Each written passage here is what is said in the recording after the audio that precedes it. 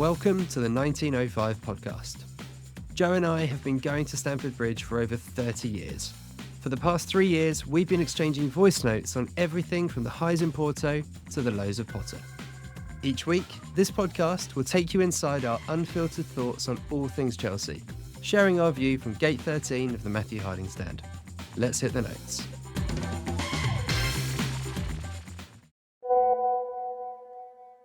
Well, that was a wild night. A very long night too. Chelsea eventually beating Benfica 4-1 and, oh my goodness, it was a bit crazy. I obviously watched it, and I think where do I start? Where do I actually start with this? Okay, so 85 minutes gone, 86 minutes gone, I thought Chelsea were brilliant. I thought we played really, really well, to be fair. I thought we started the game well, right from kickoff, and had quite a few chances. Didn't put them away, but we just really controlled the game well. And you had that kind of view that you're like, okay, this is clearly the way Maresca really wants to play. You know, us controlling games, but it wasn't that really the passive possession that none of us like. It was proactive, getting the ball forward, getting to right positions, and just really, really positive. And I thought we were brilliant, to be fair. Against a decent Benfica side, we just didn't give them a kick. And Reece James obviously scores just a brilliant goal. I mean, it was just top. It was world class, wasn't it? In terms of improvisation, spotting the keeper had moved, giving him a bit of space, and you just love seeing it. I know that you're like his biggest fan, Joe, and he's your boy's favourite player. When you just see moments like that, it's just brilliant, isn't it? I mean, it's getting to that point where, not taking it for granted at this point how long he's been fit for, but he's been fit for months now. Was it, 6-7 months since he's been playing regularly, and it's just an absolute joy, isn't it, to see. And again, he picking up, coming up with big moments. And I saw someone put this on social media, and I completely agree. If you think about when he first came back into the team, he scored that free kick to equalise at home late on against, say, Bournemouth, wasn't it? I think so, to go 2-2, and obviously comes up with a magical assist against Man United when we really needed it. And then again, yesterday was brilliant. So 1-0 up, and to be fair, just coasting. I mean, they made a few subs, but we were so comfortable. And then Maresca makes his kind of 3 changes, which at the time felt a bit, I don't know, I was a bit nervous at that, like 85 minutes, making three changes, taking off obviously sort of 3 big players. But we were so comfortable, it just sort of was all about just, I guess, seeing the game out at that point, because really Benfica didn't look like scoring, and it was, as I said, very comfortable. And then the storm hits.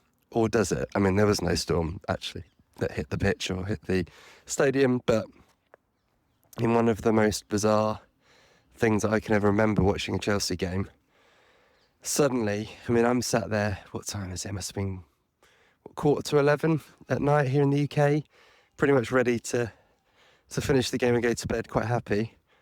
And just the delay was a killer. I mean, there's a few of us chatting on a WhatsApp group, and I think we were sort of weighing up whether to go to bed, whether to make a coffee or get another beer or bottle of wine or whatever. And I think a few of us stayed up, a few of us didn't, but eventually, after what was a 2-hour delay, the players come out, and you just had a feeling.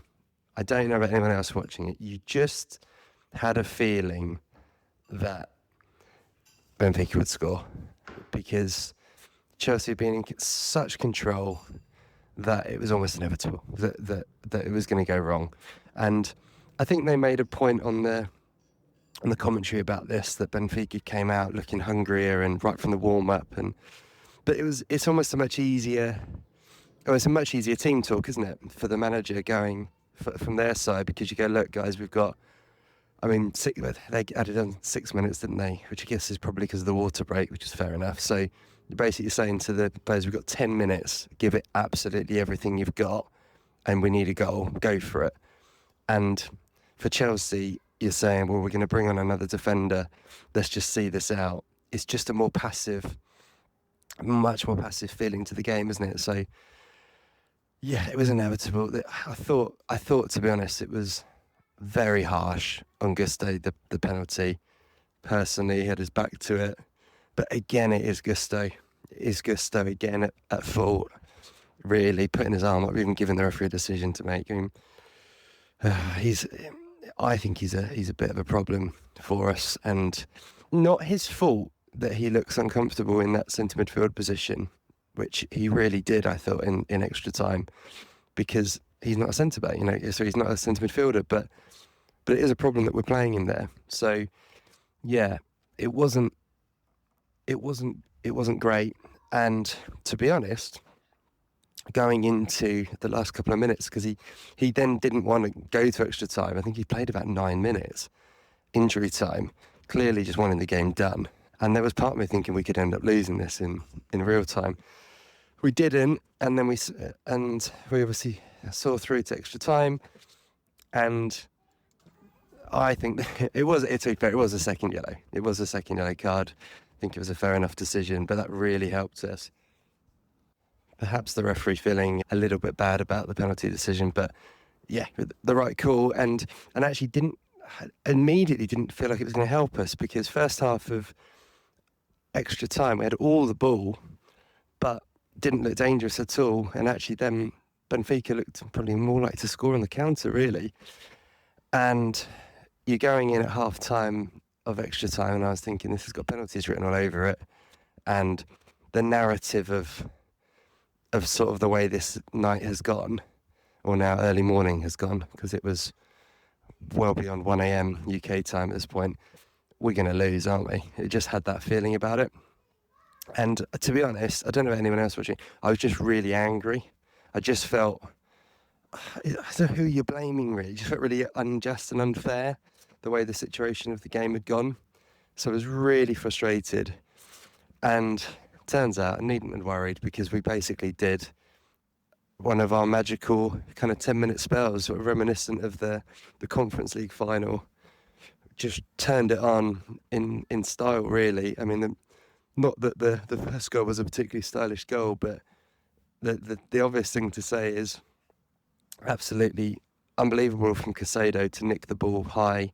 He was a joke, actually. When you watch back at extra time and you think how many minutes he's played this season, he was unbelievable in that period. It was like he was just the might of determination that Chelsea were not going to lose that game. He was incredible.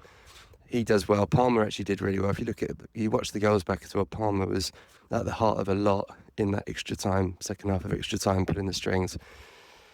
And I mean, what a moment for him. It might be one of his last big moments in a Chelsea shirt in Kunku. I think it's quite likely we'll talk about transfer business later in the pod, but I was so pleased for him to do that. It was a great, it was a good finish, actually. He did well to lift it to make sure it went in, and what a moment that was. And the two things I'll say on this point was, one, I think I said in the last pod I hadn't kind of quite worked out how I felt about the competition in my own head, how seriously I was taking it. I tell you what, your body takes over, and I reacted to that goal like it was, a Champions League tie, to be honest, in terms of how I celebrated in the garden. Probably, I was running around the garden because it was very, very hot here, but probably because of the nature of the frustration that had built up, and feeling like this game was kind of getting away from us as well. But it was massive, and the player reactions to it. And obviously Maresca running down the touchline, it was brilliant. So I guess anyone thinking that this is a glorified pre-season, you've only got to look at the reactions of every single one of those players, including subs and those not involved. Notable someone like Madueke, you can imagine being quite disappointed not to be involved in the game yesterday, but his celebration was as much as anyone. So that was really good to see, and yeah, just a huge moment. And then, to be fair to Chelsea, from that point, we just basically put our foot down and just killed it with two really, really beautifully taken goals from Neto, and then an unlikely score, and become we didn't probably think we'd even see him in the tournament, but Kieran Dewsbury-Hall, again showing us why Chelsea fans all quite like him, I think.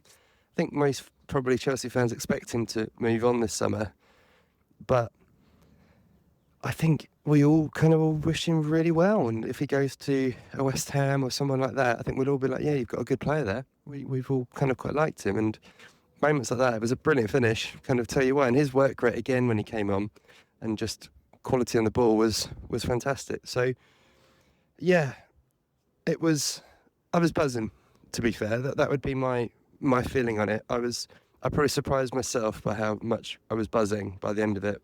By the time I went to bed, it was like 2 a.m, which was tricky in its own way, and really makes you appreciate being here in the UK, the sacrifice that so many of our international listeners kind of make, really watching Chelsea at all hours of the season in normal time. So, huge credit to all of you out there who do this on the regular, because it isn't easy. It's, you've got life commitments, you've got everything else going on, so you really are putting Chelsea first at that point. And yeah, I was very glad that I had stayed up to see it in the end, having maybe not felt like I would be at one point. But yeah, I was buzzing, and immediately all eyes go on to the next round of the competition, which is not until basically the early hours here in the UK of next Saturday, when we play a certain Palmeiras featuring Estevan Willian, and that is going to be absolutely fascinating, isn't it? I think he will be absolutely buzzing about the fact that he's playing against Chelsea, but he can't quite believe it. And he'll be up against, of course, either, you'd have thought, Reece James or Cucurella. So, yeah, personally can't wait for that one, and already trying to work out, as it's a 2 a.m. kickoff, exactly what I'm gonna do. But I'm thinking it will be an early bed and early alarm set, I think, potentially for that one. But we will see. But yeah, really, really pleased. I have to say to Maresca, like, massive credit to him, and also that I thought the players. I really thought it was, and Reece James talked about this after the game. I really thought it was a very good example of how far this group has developed in terms of personality and character. We said it quite a lot in the run-in at the end of the season, that we were starting to show a sort of steel and mentality that we probably didn't think we had. And I think yesterday was one of the best examples we've seen of that in a long time, in terms of, everything going against us. Benfica with their tails up, us having made quite a few subs, taken off quite a few players. Let's be honest, very difficult to play, having, had 2 hours in the legs cold. You feel like the momentum then swings, and the game changes. But Chelsea went again, showed our quality and fight, and really were brilliant in the second half of extra time. And yeah, it gives you a lot to be hopeful about, really. You got to look at it. It will be, Palmeiras will be heavy favourites, and if we can get through that, a likely very, very difficult semi-final against someone like Man City or Inter Milan, but we will, cross that bridge if and when we come to it. But either way, Chelsea are there, taking it seriously, and I think really, if we can get to the semi-final, and it is, us alongside the likes of, as I said, into Man City, Real Madrid, PSG, etc., there is a little marker there, I think. There's a little statement that Chelsea are back among the elite, and are back there in the, in what people who aren't at the competition are trying to put it down, notably Liverpool fans and certain former managers, Mr. Klopp. But for those who are there, I think you can see the clubs are taking it seriously. There's absolutely no doubt of that. And I think it's quite an important sort of statement for Chelsea to say that we're back amongst it, and we're here to, we're here to win again. So yeah, I'm feeling really positive today. I enjoyed it a lot more than I thought I would, and yeah, excited to see what we do next. Wow, yes, what a very interesting way to end a game. I don't think I've ever seen that or witnessed that before, particularly for Chelsea. I mean, very bizarre. I mean, the comment from Maresca, he went ballistic after the game. He's gone 2 foot on FIFA. he's called them out as the whole thing has been a farce, a joke, and the tournament shouldn't be held in America if it's going to be like this. You can't have the players waiting around 2.5 hours in between games, and you make a great point about the state of the game, because I reckon if Maresca knew there was going to be a break in play, he wouldn't have taken his centre forward off. Now, some people will argue that that's a managerial decision, and maybe he got that bit wrong, but they were always going to take the lap off because they don't want to kill him and burn him out for the rest of the tournament. But I reckon if they'd got wind, if the managers knew there might have been a break in play, then they may have adjusted their substitutions accordingly. Because you're right, Chris, they had nothing else to play for. They had to go for a goal, and that might sound obvious because they were 1-0 down, but when you've had 2 hours to think about what you're going to do, you can have that mentality, that siege mentality of let's go and get a goal, and whatever happens, happens. Whereas Chelsea were at the point where they're like, we just need to hold on to what we have.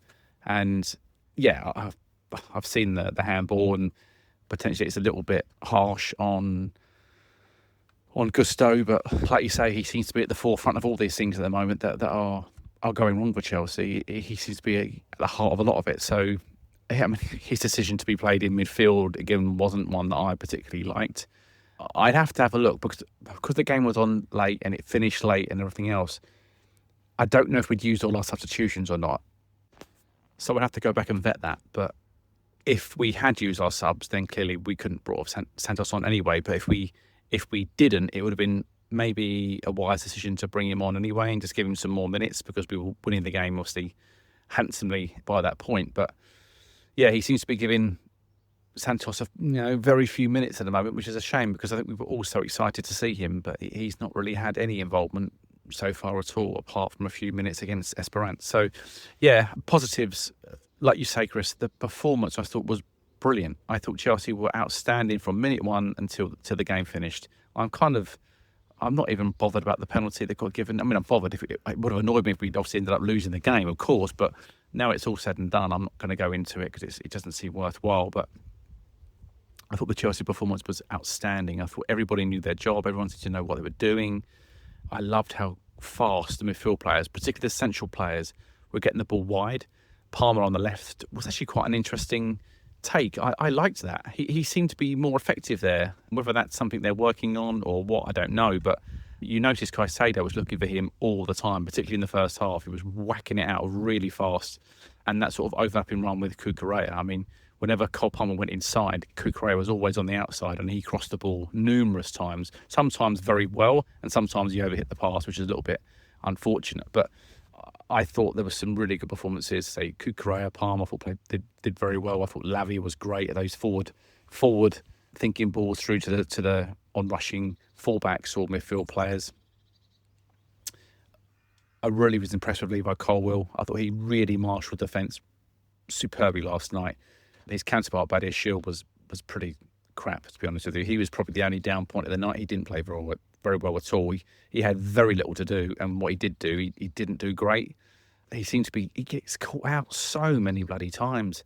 He's slow to react to things. Like I said, all the things I've said before, he's ponderous. He never really looks over his shoulder. I was watching him as they were running back when Benfica broke. I was looking at him in particular, and he runs very square to the ball. He doesn't look behind him and check his shoulder enough for me. There was a couple of times Benfica had players over his back, and obviously Cucurella is pushed up so high that he doesn't get a lot of cover, in fairness. But I thought, I don't know, there's just a few things he does that just really, worry me with Badiashile. But obviously his night was ruined with a hamstring pull. Again, he got slightly out of position for that one as well, and he had to chase back, and obviously looks like he's pulled his hamstring. Whether it's a tear or just a strain, we'll have to find out. But yeah, not too displeased to see the back of him and Tosin come on. That was great. Obviously, Reece had an excellent game from start to finish. I thought he was really in the mood last night, and his goal was outstanding. When he only had a gap of about 3 or 4 yards to put that ball, and it was just perfect. It was inch perfect, that goal. And Cole Palmer's reaction to that was really nice, actually. You sort of see him go like, oh, wow, which is cool. So that was nice. It was great to see Neto have another good game. I thought he was really busy and had some end product, which was nice. Obviously, he scored his goal, but even in the first 35, 45 seconds, he was racing onto a ball, cut inside and had a great shot.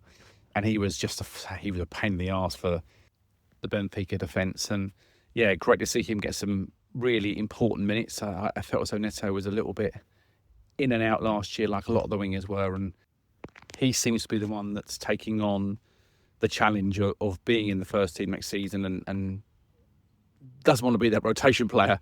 You know, Madueke's been a bit in and out in this tournament, and there's rumours of him leaving, but Neto seems to have really kind of taken the ball by the horns, and yeah, he's looking a real threat on that right hand side for us at the moment, which is great to see. But it was Chelsea's general all round play that I was just really impressed with.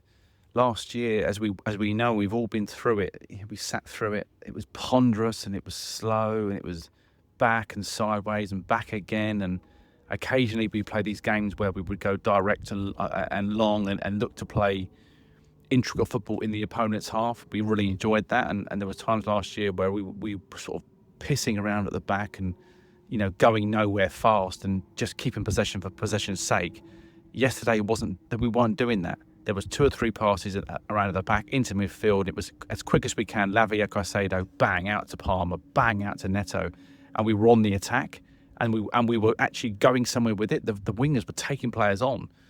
Palmer looked to be playing quite wide last night, I keep saying last night. It was last night for us, but obviously daytime for the American listeners. And yeah, he was really going at players, and it was so fun. You know, the goalkeeper made some unbelievable saves. And what's really cool is that when Palmer does go inside, it creates this enormous space for Cucurella. And he's so dangerous. I mean, he nearly scored from a header. He nearly scored from a shot that he beautifully took inside the Benfica defender. I think it was Otamendi.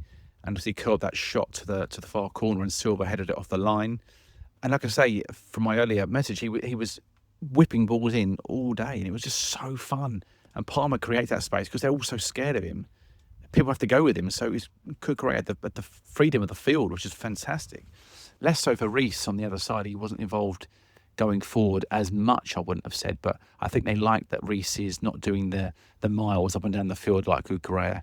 Keeping an eye on Reece's hamstrings is just as important as anything else at the moment. So, like I said in my last voice note or last pod, I want to see Reece start to play more than, you know, a game at a time now, or half a game at a time. It'd be good to see him play against Palmeiras next week and get another 90 minutes under his belt, because then we can really start to see this fitness build up in him, because he's so important for Chelsea. You know, we all know that. Achampong is a really great replacement, but unfortunately it seems to be that Gusto keeps getting the nod ahead of Achampong at the moment, which is really frustrating, because I think we all want to see Josh play a lot more than he is. But yeah, what a really good performance last night. I have to say, I was just so pleased watching. I watched it with a smile on my face. My wife was coming in and out, just checking on the score, and obviously saying, yeah, it's 0-0, but we should be winning. And then we did score, and it was like, okay, this is great. And then obviously we had the delay, and I was like, I think we're going to win. I'm not too fussed. So I did go to bed. I couldn't stay up for the rest of it. I had to go to work and the next day at 4 a.m. So I was like, well, I can't really risk staying up till 2 and then go to work at 4. I'll probably end up crashing the car. So I did go to bed and found out the result and watched the rest of the highlights this morning when I got home. So yeah, really pleased with the result, really pleased with how Maresca approached the game. And it looked like it was a very hot day again there, boiling hot. I mean, Maresca seemed to be pouring more bottles of water over his head than drinking. He was just flooding himself with water, so it must have been burning on that touchline. So what it was like to play, and I dread to think, but really, really good performance from Chelsea. It seemed like a lot of fun for them. They enjoyed it, and you know, we enjoyed watching it. So if we can get more of this, if this is what the rest of part 2 is going to look like, then I'm all for it, because I appreciate you can't play scintillating football 10 out of 10 every single week, but if you can give us 3/4 of that every single week, I'll be more than happy, because we created chances. We looked dangerous at every opportunity. We looked dangerous off the left, we looked dangerous off the right. When Delap had it, we looked dangerous through the middle.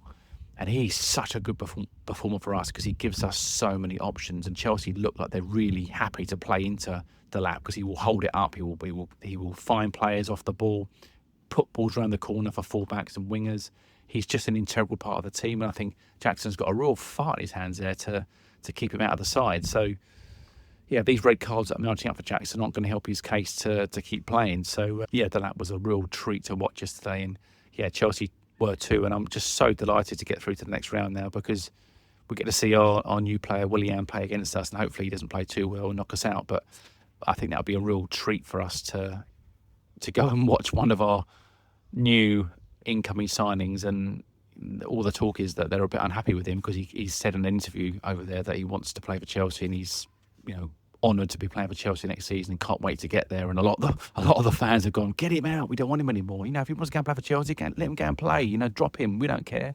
So I think he's caused a bit of a stir amongst some of his home supporters. But wouldn't be great if they just don't play him for an hour and we go 2-0 up and they bring him on and he does a bit of skill or something and shows us a bit what we're going to get next season, but without causing us too many issues. Because I think if he plays full 90 minutes, he could cause Reece and Correa a lot of trouble. So let's see what happens. But yeah, really pleased with the performance yesterday. And yeah, long may we stay in this competition and shut a few of the critics up, because at the moment they're really boring. Some of the ones that are not playing in it, like Jurgen Klopp, like you say, Chris. So yeah, brilliant performance. Can't fault the way we're playing. Really enjoying that now. And the knockout stages have come at a good time for us, because I think it's given everyone a lift to sort of go, this is what we can expect for next year, and not the turgid stuff we saw against Los Angeles FC and maybe Flamengo to some degree. Hey, it's Chris here with a really quick message. Check us out on Instagram at 1905 Podcast. You'll find video clips, photos, and much more about everything we discuss on the show. Plus, it's a great way to get in touch to tell us your thoughts, share your feedback, or just say hi. Follow us on Instagram at 1905 Podcast. And now, back to the show. So we're going to discuss a couple of transfers that have been flying around the last couple of days. Jamie Gittens of Dortmund and João Pedro of Brighton, of course. Now, Gittens is somebody that I think we've been linked with pretty much all summer long so far. We nearly got the deal done earlier, in an early little window that was open, but we decided that the deal wasn't quite ready for us or right for us at that moment. But you sort of felt as though that deal hadn't gone away completely, and so it's proven. It's looking like a fee including add-ons of up to 55 million. So I'm not sure what the initial outlay is, but it feels like fairly good business. That I do think it spells the end of a few for a few players. Obviously, Mudryk being one that he won't be getting a game for a while anyway, so we needed to replace that player. But Madueke, maybe, who knows, could be on his way out, I think, possibly with that arrival. But I'll let you speak more about Gittens, Chris, because I know you love a winger and obviously left-sided player as well, so I'll get your thoughts on him. João Pedro is someone I think that we haven't signed him, by the way, but he's been heavily linked to us recently because Newcastle have had a bid rejected by Brighton, by all accounts. But I think he wants to come to Chelsea, and we were linked with him back in the last season. There was a few stories going around that Chelsea could be interested in him, and personally, I like him. Now, I don't think, Chris, you do as much as me, but I have to say, I think it's a good deal if Chelsea can go and get him. Now, I don't know what they're going to ask for him. I've got no idea. But he's going to be a real handful for teams. And the fact that he's looking at us and going, no, I want to go and join that team. I think there's a lot of players now looking at Chelsea and going, I love what they're doing over there. I get that sense that there's lots of people thinking, they're going places. And even though João Pedro, on the face of it, might not be like the silkiest of number nines, I think that he can play off the left, off the right, through the middle. I think he's a good link man. He can be a number 10 sometimes. He's played a few positions for Brighton, and he knows where the goal is, that's for sure. He's scored plenty of goals. I'd say he's slight, not a negative maybe, but he's one of his flaws is that he can be a bit overly aggressive. I think he's had a couple of red cards for Brighton, and he does love a yellow card, but he also can be maybe not trouble in the dressing room, but I think he's certainly got an attitude that might worry some. I think that for me, it's something that we need. He's a Premier League proven player, a bit like Pedro Neto, and you're sort of seeing the signs of Neto now coming through from his Wolves days, where you kind of get, he knows the league, he knows it's going to be fast, he knows what he's going to come up against every single week. Defenders are going to kick him and pull him around and all the rest of it, and he knows that. He's not thinking to himself, oh, What's this? I'm in a new league where I used to play in the Bundesliga. No one did this. He's going to know exactly what to expect. And the fact that Newcastle are stiffing around him more than stiffing around him, they put a bid in for him. If Chelsea do end up doing that deal, I think it's really quite clever. I'm not opposed to that at all, and I think it's going to be for money that is reasonable. It's probably going to be between 50 and 60 million, which people might say, that's a lot of money for him. But I think for a goal-scoring, forward player in the Premier League, that feels quite cheap. And considering we're making quite a lot of money out of this Club World Cup, I think we can probably afford to take a bit of a gamble on someone like him. Obviously, Jackson has clearly had his nose put out of joint by Liam Delap joining, so God knows what he's going to think when João Pedro joins. But I think all these players, Delap included, they're going to have to start understanding that when you play for a big club like Chelsea, you're not guaranteed to start every week. And if you are going to start every week, you need to get to levels like Didier Drogba did, because that way you can't be dropped. And I think all that's going to do is push them all to be better. And I think that is what Chelsea missed last year. If we can go and get... I've listened to a few podcasts of late, and certain ones I've listened to Stick to Football. They speak about their own teams. Obviously, Manchester United, Roy Keane and Neville. Ian Wright talks about Arsenal. Carragher talks about Liverpool, and they all talk about their teams not having a number 9, and it's so true. And if you put João Pedro in Arsenal or João Pedro in Manchester United, I think it makes a big difference. So if Chelsea can go and get, they've got Liam Delap, if they can go get João Pedro and they've got Nicholas Jackson, I think that's 3 very potent strikers that can cause teams all sorts of problems, and it gives us options off the bench. You see of all the big sides of yesteryear, when you're bringing on a brilliant striker for another brilliant striker, you're giving the defence no rest, no let up. And at the moment with Chelsea, the moment Jackson comes off, really, we haven't got a lot. Now we've got Liam Delap. Or if it's vice versa, if Delap's starting and Jackson comes on, it gives them something else to think about, because they all play slightly differently. And I think this could be a very clever bit of business by Chelsea. And if Pedro can stay on the right side of that aggression and not turn those moments into yellow cards into red cards, I think he's going to cause teams all sorts of problems next season. Now, this business hasn't been done. We haven't signed Pedro. I keep saying Pedro, so João Pedro. But the fact we're even looking at him when we've got Delap and Jackson is quite exciting for me, and I would much rather have him over someone like Ekatika at the moment, or Sesko. Not because they're not good players, because they're just unproven. And the Premier League, as we know, is a tough place to make a name for yourself, and I'd say João Pedro has done that already. And the fact he's willing to shithouse his way to games and get people, he likes to go up against central defenders and rough them up, and Delap's the same. And you imagine them two playing together. I can always see Chelsea playing with 2 up top next year without a doubt. Not all the time, but for certain games and certain times in matches, I can see us turning to that.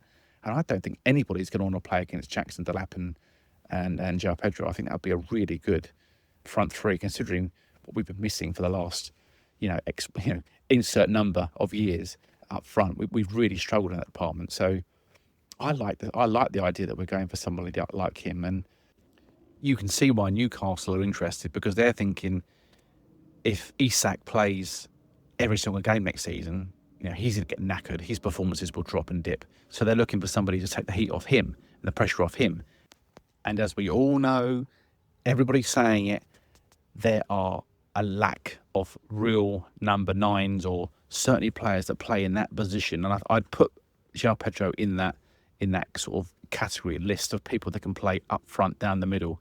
There aren't many of them around, and if the ones that are available are like 100 million, somebody like Isak, you probably got to pay 150, 160 million to get someone like him out of Newcastle. So the fact that you can go and get somebody like João Pedro for maybe 50 or 60, I think is really good business. But look, the jury's out yet. We haven't signed him. He's not our player. But the fact that we say we are going for these sorts of signings does excite me. And I think this transfer window could be one of our best yet. And if we can get a goalkeeper, and at the very least, a fit for Fana to come in at centre-half alongside Colwill, if those two could stay fit all season, I'd be more than happy not to buy a centre-half. This will be a very exciting team to watch next year. And like I say, if Maresca can keep playing the sort of football we played against Benfica, then I'll be more than happy, and I think we'll go places next year. But I don't want to get ahead of myself just yet. But I was very impressed with the performance yesterday, and I'm hoping the team are going to continue to play like this and get better and better, because that was a real exciting watch for me. And we also did control the game, and controlling the game in possession is fine, but like I say, you have to go somewhere with it. And it'll be good to get a few more goals in the team. We scored 4 yesterday, I know, but obviously that was after extra time, but we must start taking our chances during the match. But if we do sign João Pedro, I think it's just another step in the right direction for this team and this club to becoming the sort of team we want to be again, and that is champions of everything. I was going to say just the Premier League then, but champions of everything. Let's go and do it all again. Really great notes, Joe, and it all just feels pretty positive again, doesn't it, around Chelsea? We're maybe a little worried that the noise had quietened down with the transfer business when the World Club Cup started, but actually we are getting stuff done, it looks like. So yeah, let's talk about, I'll give my view briefly on the players. I haven't got a huge amount to add on what you said there, Joe. I think it was excellent. But Gittens, I mean, let's call it right. Our track record of picking up ex-Man City guys, which, let's be fair, has become a little bit of a joke in recent, especially on social media. But when you look at people like Palmer and Lavia, and even to an extent Tosin, who has really improved, hasn't he, in the last 6 months or so, you'd have to say it's working for us. And I saw some amazing stats. There's a really good YouTube breakdown by The Athletic on Gittens' style of play and how we're fitting at Chelsea. His stats are pretty incredible, actually, in terms of taking on players and creating chances. They did a breakdown in the last season, and it was at the top 10 players in the top 5 leagues for doing take-ons and creating goal-scoring actions, and he was number 2 behind Mbappe in that list. And you're always a little bit, there's so many of these stats breakdowns you see, aren't there? Let's be fair. But I always look at the other names on the list, and, the names behind him were like Mo Salah, Mamouche, João. It was like, okay, this is proper company. These are proper stats, proper numbers. So I'm not saying he's going to come in and be at that level, of course, immediately, but the fact that he is that sort of player, incredibly direct, and will give us another really exciting option on the wing, I think is only a good thing, isn't it? And he's another English boy, clearly wants to play for Chelsea as well. Rumour today that he's turned down Bayern Munich in favour of Chelsea, which again is, if true, brilliant, really, and just shows exactly what you said there, Joe. Like, players clearly see where this project is going and they're excited to be part of it. And I think that part, that stupid Carragher quote from last year, like, who's signing for Chelsea, stop buying players. I think the truth is there's a lot of players who are looking at what we're doing and think it's the place to be and something to be part of. So yeah, really excited about him. And yeah, João Pedro, I'm not down on Pedro at all. I just haven't probably watched enough of him, to be fair, to have a strong view either way. But looking at his sort of track record at Watford and Brighton, and exactly what you said there, like Premier League proven, I think we've been bitten too many times, haven't we, with buying attacking players, particularly from Bundesliga. You look at Havertz, Werner, and Kunku, to be fair, coming in with huge reputations and fantastic stats in the German league, and none of them were quite able to do it in the Premier League. It's such a different league, so much more physical, that if you can bring in someone with a bit of that, with a proven record and a little bit of that sort of attitude and personality, which we've already loved about Delap, haven't we, to be fair, then yeah, I'm really here for it. And I think the big thing I have on these signings, and I really like all of them that we've made so far, is we have to be careful about not reducing the squad too much. So, if you're getting a João Pedro in and a Gittens in, the players that have just been linked to the way at the moment are like Jackson and Madueke, but I want to keep them as well. I want to be greedy and build a real squad for next season with a lot of games. Obviously a shorter pre-season. Let's have a have a real go and not weaken ourselves like we did, last January, really. Let's go in with a big squad and have a real go next season and let these boys sort of really fight for the positions. Which really means it is just that question mark over whether we need a goalkeeper and a centre-back, isn't it? I think, do we need a centre-back? If we keep everyone we've got, if Ashimpong gets proper game time, obviously, whether that's at right-back or centre-back, so people, you kind of almost forget that he's played more football as a centre-back in the youth squads, and obviously came into the team last season and played really well at centre-back a couple of times when he did, but he's obviously a great option there as well. We obviously did want a centre-back because it was quite well publicised that we went for Howson. I think I'd still like one because of that just concern over Fofana. If you could guarantee me now that Fofana will be fit for 80% of the games next season, then no, we don't need one. But the fact we can't, and I still think that whilst Tayson and Chalobah are both very good players, I'm not sure they are top level in terms of Champions League, winning level, for being really greedy. So yeah, I think I'd still like a centre back, to be honest. I'd like us to go for Marquet and see if we can, genuinely compete with Liverpool. See if there's still that love for Chelsea and probably for London. That means we might have the edge there. I don't know. He'd be my call. And yeah, we need a goalkeeper, don't we? I don't think Sanchez has had a bad tournament, actually. He's probably had a very good, 2-3 months, if we're being fair to him. But you just still worry, don't you? There was that moment in the game last night where I think it was extra time, he rolled the ball out, underarms straight to one of their players, and it was just your classic Sanchez moment of just brain fart, really. He's going to do it. He does it at least once a game, and it's going to cost you. Over the course of a season, it's going to cost you.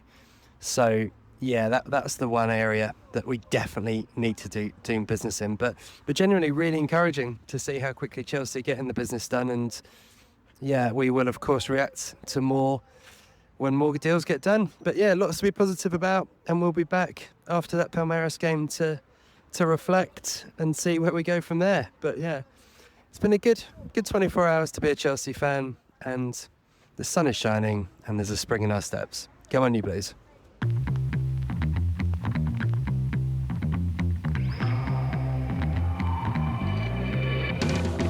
Those were the Chelsea notes for this week. If you enjoyed the podcast, do us a favour and share it with a fellow Blue. And we'd love to hear your thoughts, so leave us a review wherever you're listening. Wherever you may be, stay carefree, and remember, every little thing's gonna be alright.